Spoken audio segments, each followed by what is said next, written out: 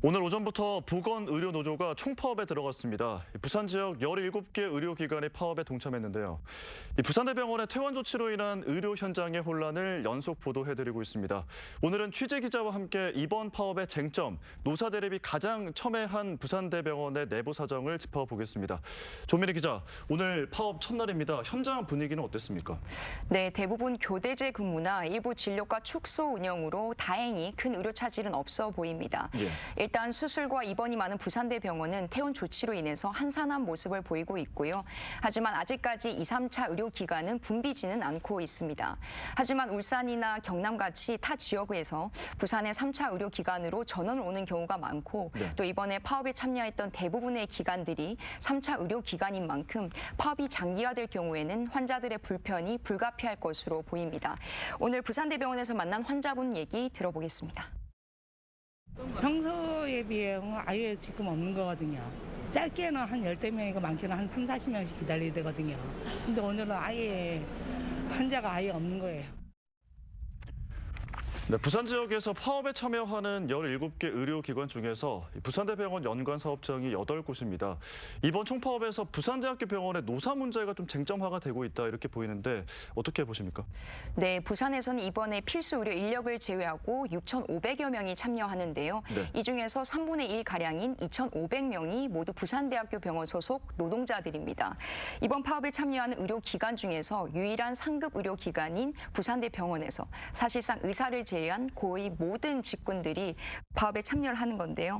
게다가 미화나 주차 관리 같은 비정규직들도 정규직들과 함께 처음으로 파업에 참여하는 만큼 파급 효과가 클 수밖에 없습니다. 네, 그러니까 말씀하신 대로 비정규직 직원들도 정규직 직원들과 함께 좀 적극적으로 파업에 동참하고 있다는 건데 비정규직 직원들이 이렇게 적극 동참을 하게 된 배경은 뭡니까? 네, 지난 정부의 공공부문의 비정규직의 정규직화 이 방침 때문인데요. 현재 전국의 13개 국립대 병원 중에서 12개 병원들이 비정규직의 직고용을 이뤄냈습니다. 하지만 부산대 병원만 아직 하지 않은 상태거든요. 이 병원 측은 정부 지침상 직고용이나 아니면 비정규직을 자회사를 통해서 고용하는 방법, 이 두 가지 방침을 논의를 해야 된다라는 입장인 거고요. 또 동시에 내부 의견 수렴도 필요하다라고 보고 있습니다. 하지만 노조 측은 이미 다른 국립대 병원들이 다 직고용을 한 상태에서 사실상 병원 측이 의지가 없는 것이 아니냐 이런 입장을 내고 있어서 지금 상호 대립을 하고 있는 상황이고요. 그런 만큼 부산대병원에서는 이런 비정규직의 직고용 문제가 가장 첨예한 대립 사안입니다. 네, 이 부산대병원의 핵심 쟁점 하나를 좀 짚어드렸습니다. 그리고 어제 뉴스를 통해서도 전해드렸었는데 부산대병원이 이번 파업 이전에 1,500명의 입원 환자들에게 퇴원 권고를 사실상 퇴원 조치를 내리게 되는데요. 전국적으로 봤을 때 국립암센터 그리고 부산대병원 이 두 곳만 이렇게 좀 전격적인 사전 조치를 취했거든요. 그 배경은 어떻게 되는 겁니까?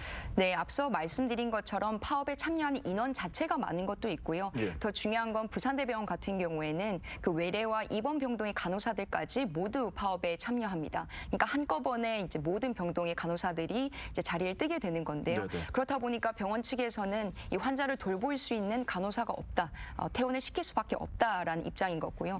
하지만 병원에서 사전 조치격으로 1,500명에 달하는 환자들을 갑자기 퇴원을 시키면서 이 노조 측에서는 이게 사실상 이 노조를 압박하기 위한 것이 아니냐, 환자를 볼모로 삼았다 이런 볼멘 소리도 나오고 있고요.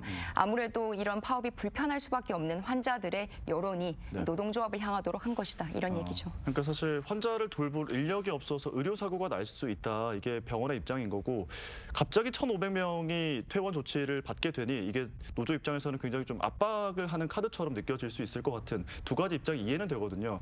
근데 이제 그러면 이런 상황에서 파업이 장기화가 될 수 있는지 이 부분을 좀 짚어야 될 것 같아요. 네, 부산대병원 노조는 이 전국 의료노조의 파업이 끝난다고 하더라도 이 사안이 해결될 때까지 끝까지 파업을 이어가겠다라는 입장입니다. 말 그대로 무기한 파업을 얘기한 상태고요. 지난 11일에 중앙노동위원회에서 이제 2차 조정까지 갔지만 불발이 됐고요. 그래서 현재로서는 해결의 실마리가 없는 상태입니다. 의료 현장의 혼란은 이번 주를 넘기면 가시화될 것으로 보이고요. 오늘부터 앞으로 일주일이 이번 총파업의 사업의 분수령이 될 것으로 보입니다. 네. 자, 이렇게 파업이 장기화되면 그 피해는 결국 고스란히 환자들 또 시민들에게 돌아가는 만큼 정부도 노조도 현실적인 개선안을 두고 신속하고 또 성실하게 접점을 찾아야 할 걸로 보입니다. 추후 상황도 저희 뉴스를 통해서 보도해 드리겠습니다. 지금까지 조민희 기자와 이야기를 나눴습니다. 고맙습니다.